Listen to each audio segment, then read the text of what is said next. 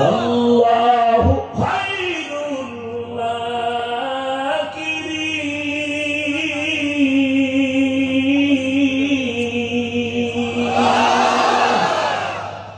তুই কত নম্বরের চালাক?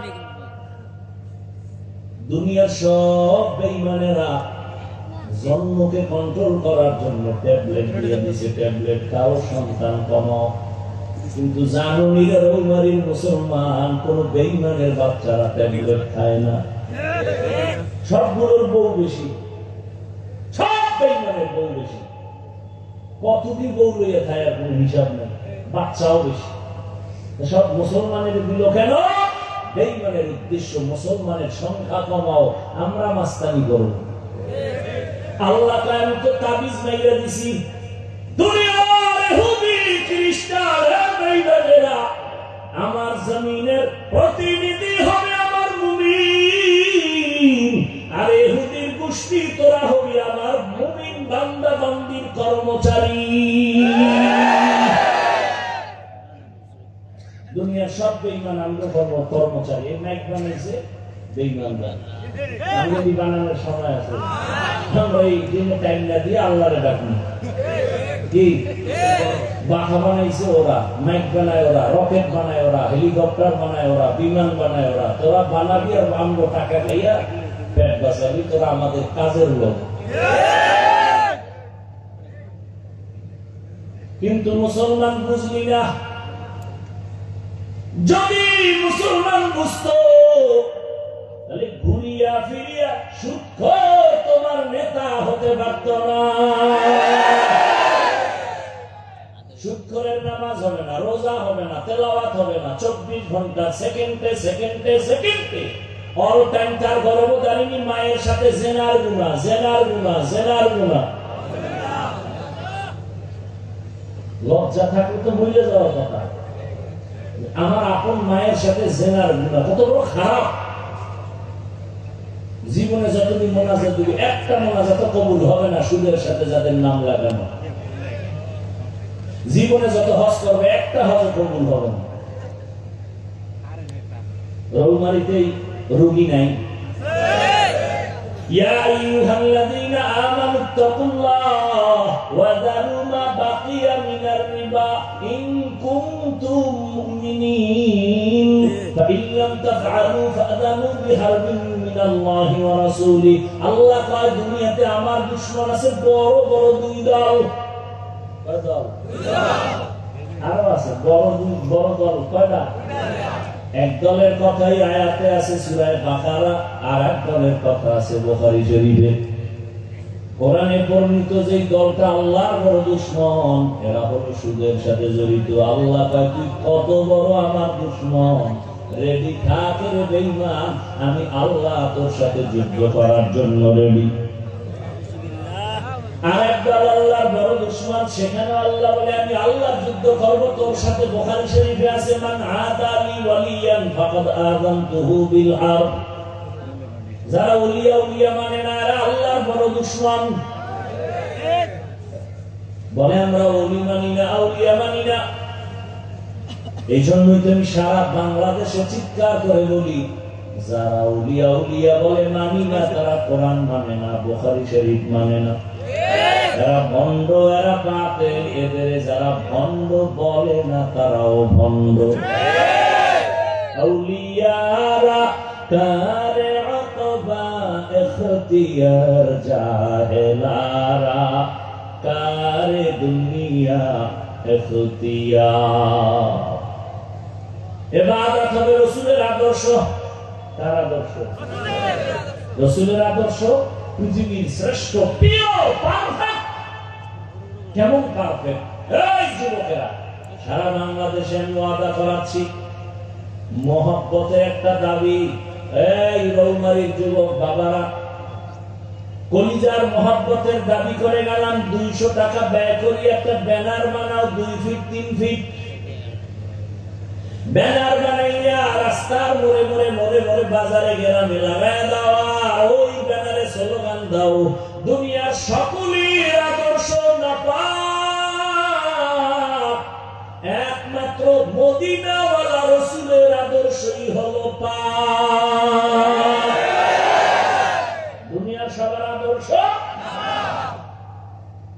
বুঝতে কষ্ট হইতেছে না? দুনিয়া সবার আদর্শ না পাক কেন? মানুষটাই না পাক, খায় না পাক, দেমাগ না পাক, অন্তর না পাক, চোখ না পাক, হাত না পাক।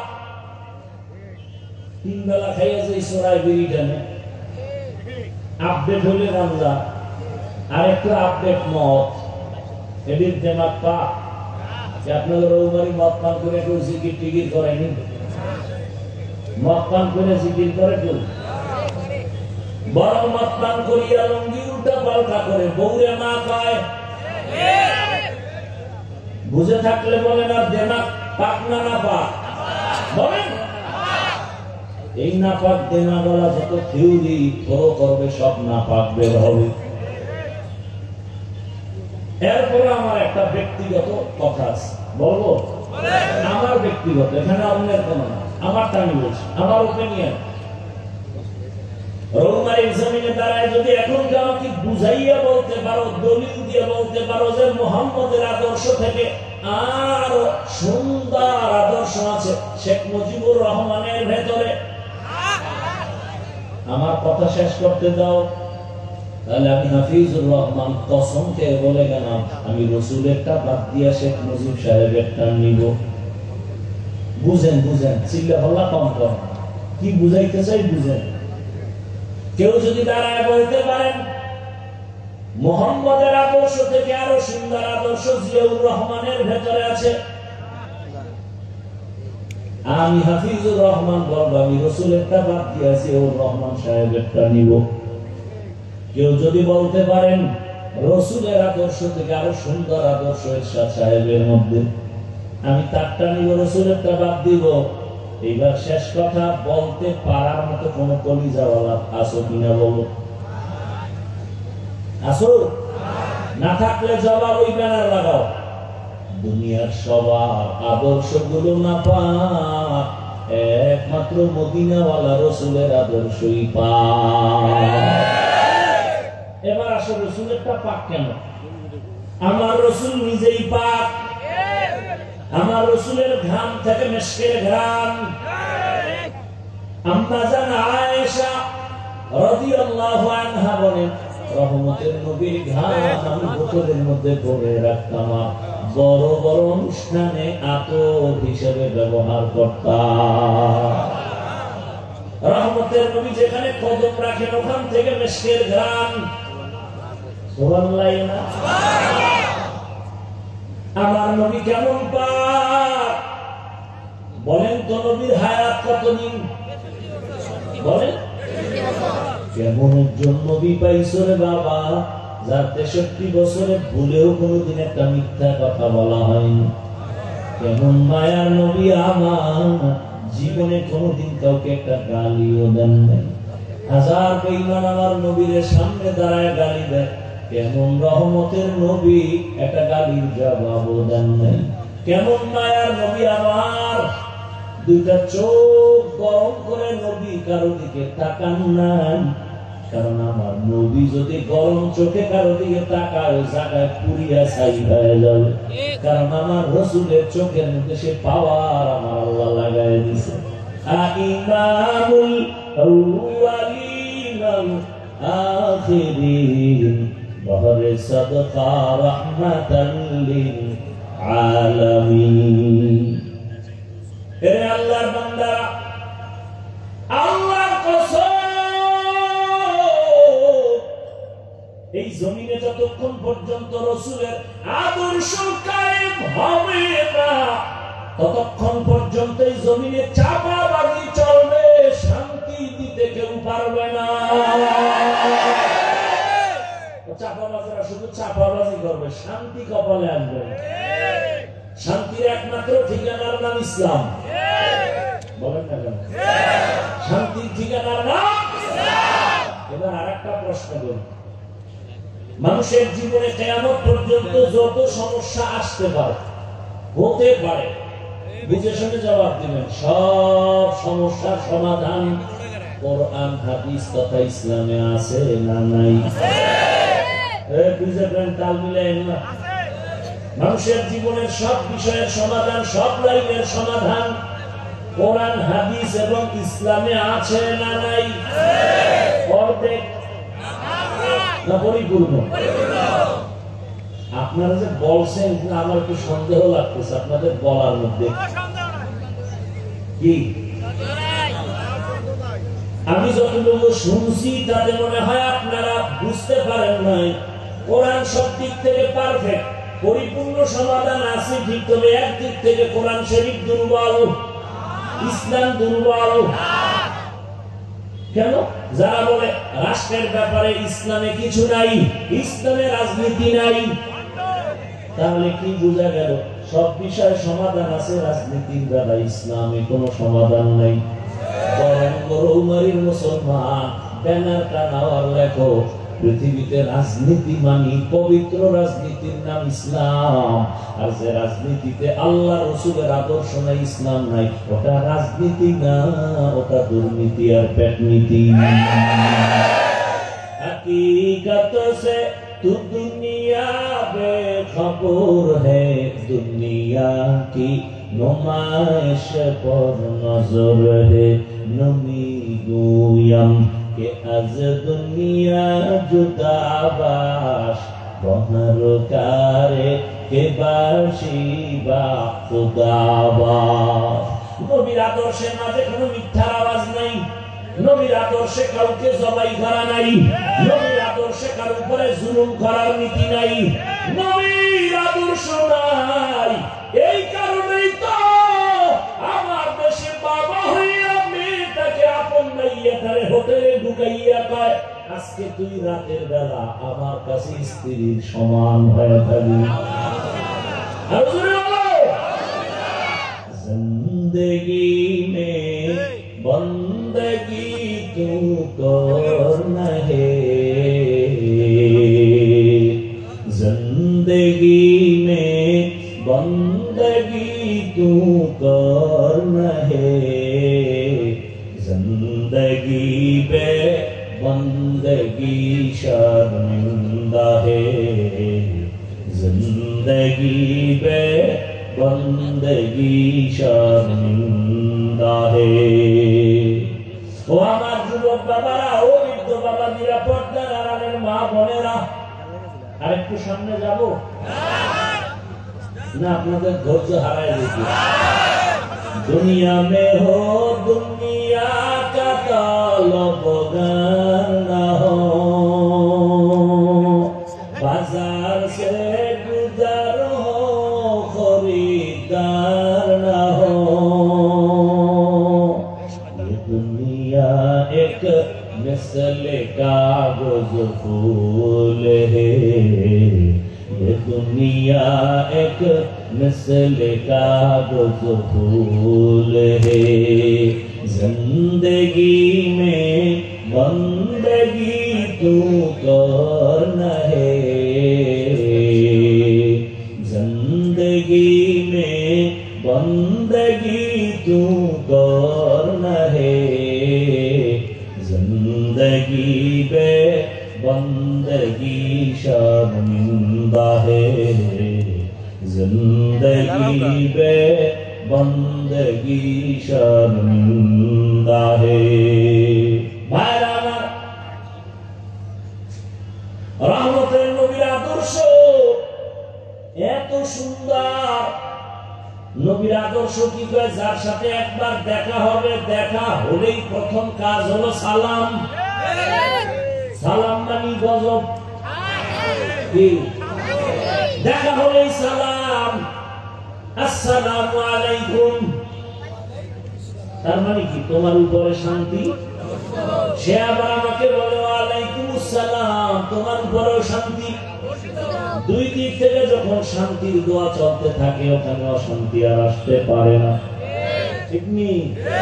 রহমতের নবীর আদর্শ কেমন?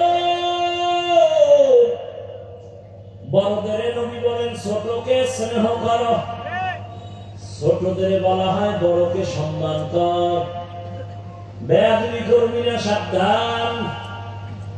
ইসলাম এমন সুন্দর এক ধর্ম, এই কথাটা যারা ইসলাম মানে না তারাও জানে, মানে না কেন? চুরি করতে পারবে না। ইসলাম আসলে, রাসূলের আদর্শ আসলে চোর করতে পারবে না, দুর্নীতি করতে পারবে না, জুলুম করতে পারবে না। এই জন্য সব দুর্নীতিবাজ ইসলাম চায় না, সব চাঁদাবাজার ধান্দাবাজেরা ইসলাম চায় না, সব চোর ডাকাতেরা ইসলাম চায় না, জালেমেরা ইসলামের বিরোধিতা করে।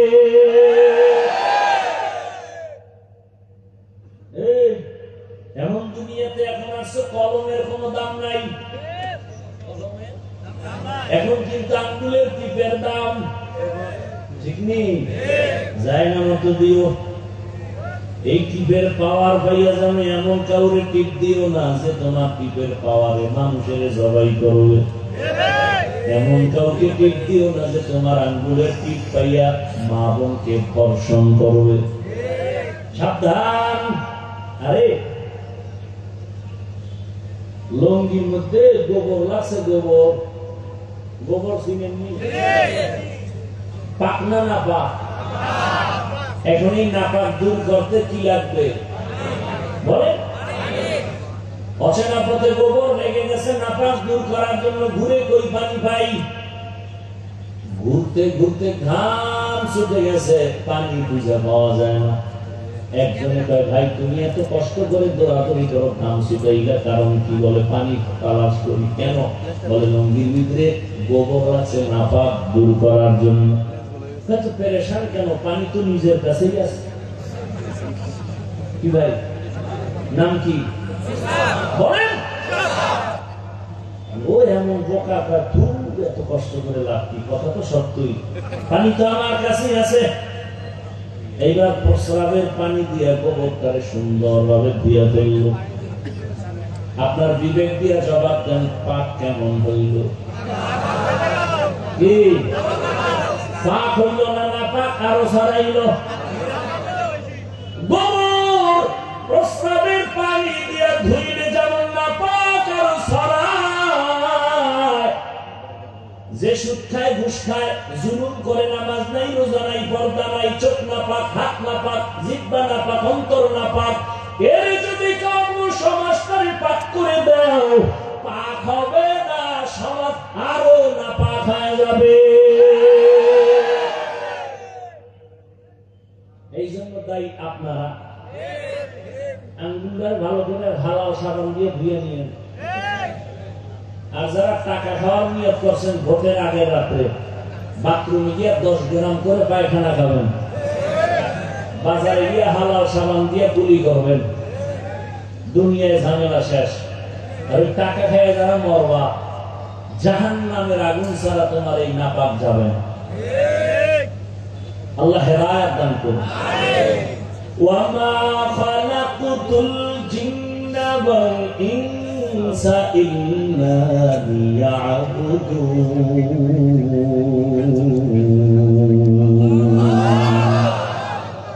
ও আমার যুবক বাবা, আমি যে কয়েকটা কথা বলছি, আল্লাহ বিবেক দিয়েছেন, সাফের নজরে একটু হিসাব করো যে হাফিজ ভাই যতটা কথা বললাম কোরআন সুন্নাহর আলোকে আমি মন গড়া কিছু বলছি না। এত বলতে গিয়েও কিন্তু আমি বলি নাই চরমনাইজ না গেলে জাহান্নামে যাইবা, তাবলীগ না করলে জাহান্নামে যাইবা, মাদ্রাসায় না পড়লে জাহান্নামে যাইবা, একবার বলছি? বলি নাই, বলিও না। বরং আমি তোমার বিবেককে নাড়া দিয়া গেলাম, ও যুবক,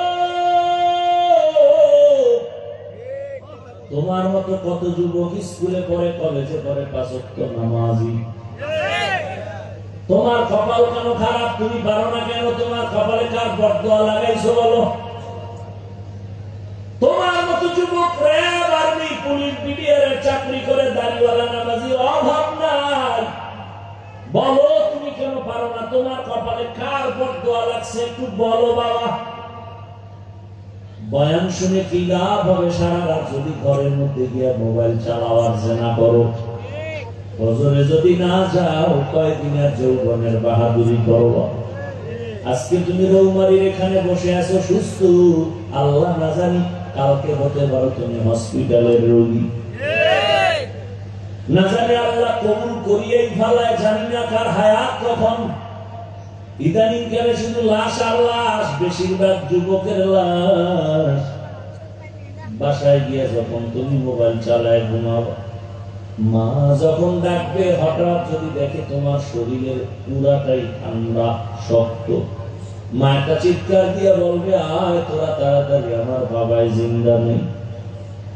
যুবক, চোখের সামনে কত যুবক চলে গেল, দেখো নাই? কত বন্ধু চলে গেল, খবর নাই। এখনো সময় আছে, তওবা করো। কয়েকদিনের দুনিয়ায় বাজবা। কয়েকদিন আগের খবর, ফেসবুকের গোলামেরা তো দেখছো রে বাবা, বিদেশ থেকে টাকা আর অলংকার নিয়ে আসছে, ঢাকা এয়ারপোর্টে নামার পর বাড়ির মেয়ে ছেলে সব আসছে আগায় নিতে বাবারে।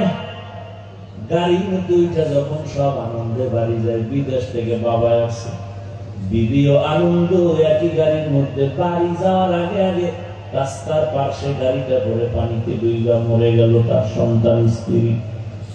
ওই যুবক বাবা কান্না করে স্বর্ণের অলংকার আর টাকার কথা বলিয়া।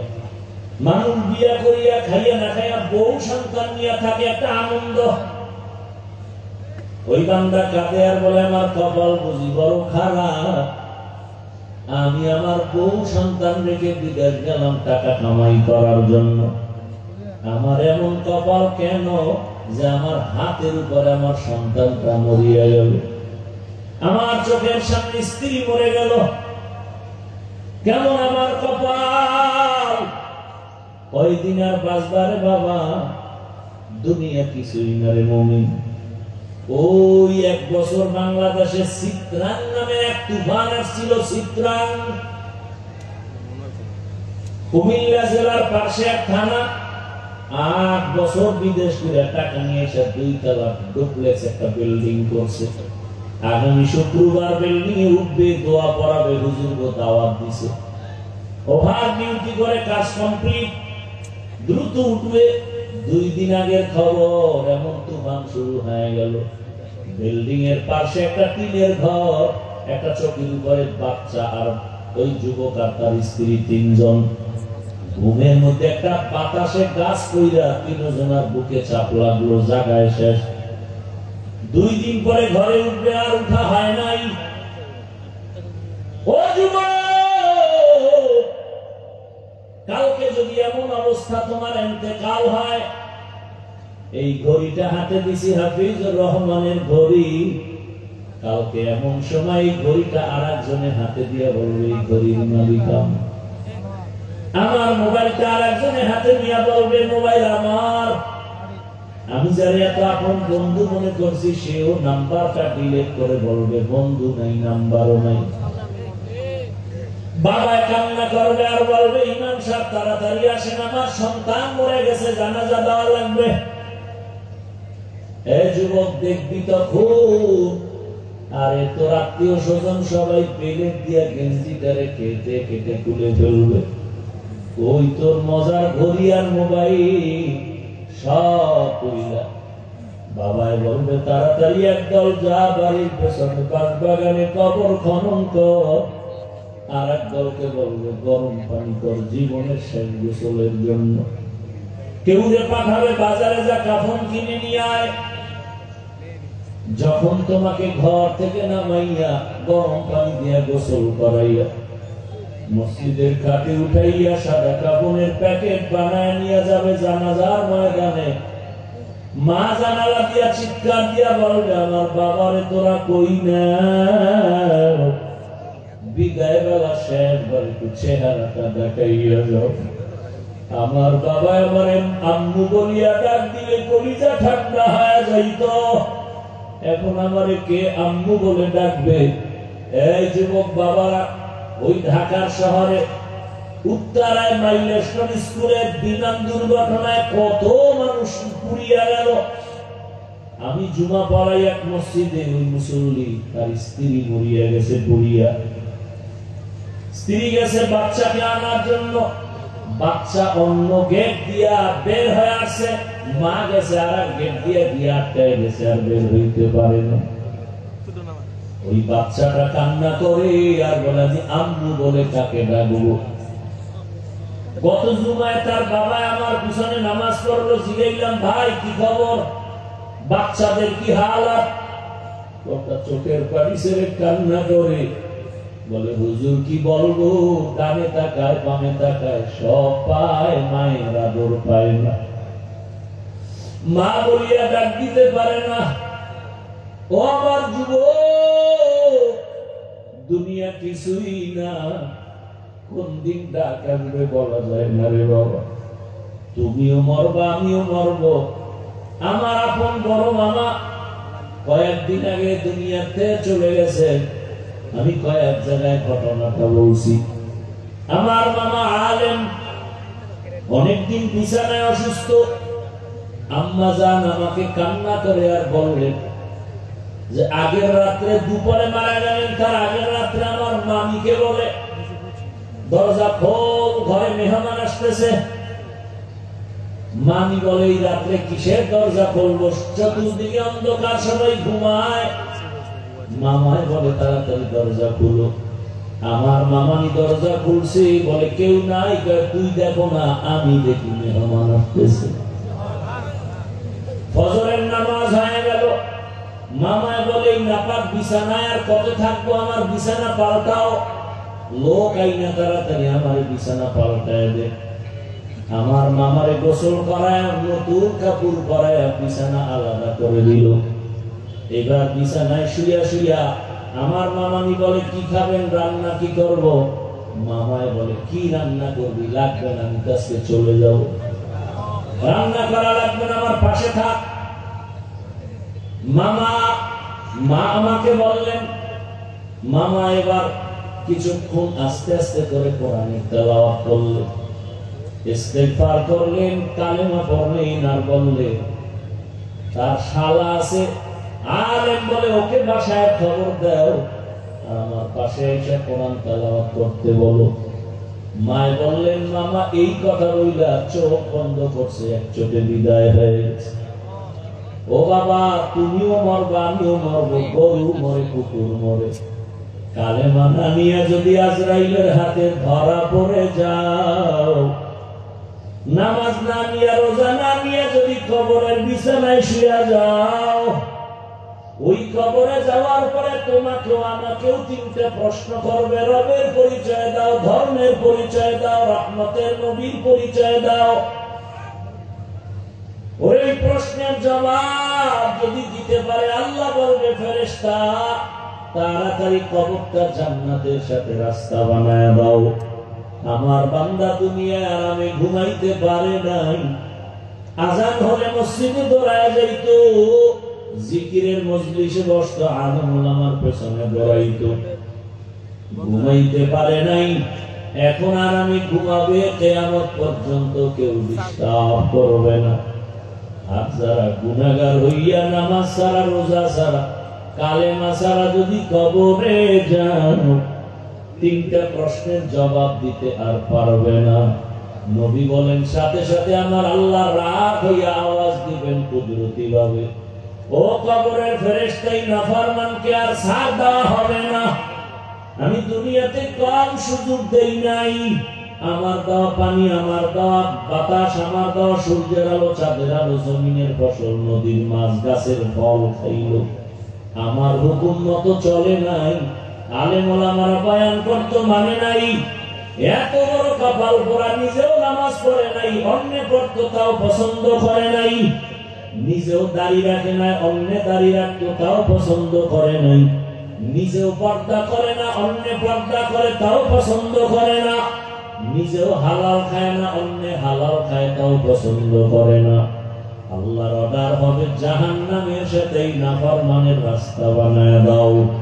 কবরের ভেতরে জাহান্নামের আগুন, একটা না, দুইটা না, 70 থেকে 99টা সাপ। আমার আল্লাহ কুদরতি আওয়াজ দিয়ে বলবে, ও কবরের মাটি রে, আর সুযোগ দেওয়া হবে না। দুই পার্শ্ব থেকেই নাফরমান বেনামাজিরে জোরে জোরে চাপ দাও। এত জোরে দুই পার্শ্বের মাটি চাপ দিলে পাথরের হাড় চুরমার হয়ে যাবে।